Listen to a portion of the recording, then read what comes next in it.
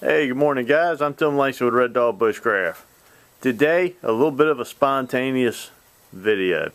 We only had a couple of inches of snow and it was really cold yesterday and the wind was just absolutely atrocious to the point that if you were outside your skin just started freezing just on contact with the wind in just a few seconds. So the question came up. What happens if you break down or you get caught out in this type of a situation? You really don't have enough snow to build a snow shelter the way you see, you know, being done with the caves or igloos and all that type of stuff. Not like we'd have time to build an igloo anyway. But how could you go out and build a shelter? Well, we're going to take 2 inches of snow and I'm going to show you how to make a snow trench. Now, with that said, we're getting a couple things done. Hunter's burning off some energy, as you can see, getting up snow. We're spending the day outside and we're going to do a little bit of teaching on how we can use snow as an insulation, a wind block, and how we can actually make a shelter out of it.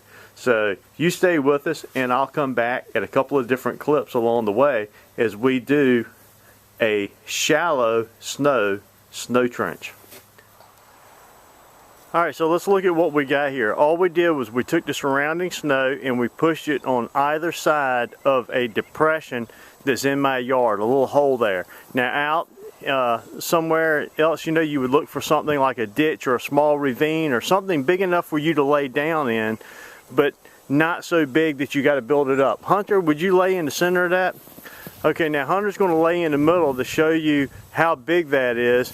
And what I'm going to do next is I'm going to take and put some limbs across it, some wood, so that we can suspend our survival blanket on top of it. If you didn't have a survival blanket, you can really coat it with limbs, put you a bed of spruce boughs or pine needle boughs in the bottom, use the same thing to cover over top of the limbs going across the top, and then put snow on top of it and make it 100% out of natural materials. But today we're going to use a survival blanket and some sticks.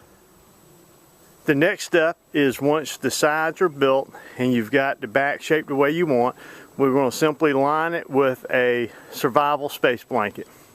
Put a couple of sticks across the top. We're going to continue to fill those in now and we'll be ready for our cover. Okay, now as you can see, Hunter has crawled up in there. Let's see if I can get you a little bit closer. How is it, Hunter? It's awesome. I already feel a little bit warmer. Now, of course, you can make this as long as you need it and as big as you need it for as many people in your party. This is just a quick example. Now I'll cover it. Alright guys, I know this might be a little bit hard to see, but all I've done is put enough snow on top to hold this down and keep the wind from blowing it. In reality, you would want, I would think, at least 6 inches on top of it just to give you that insulation. And I wouldn't want it packed down really tight. I'd like it just kind of molded over.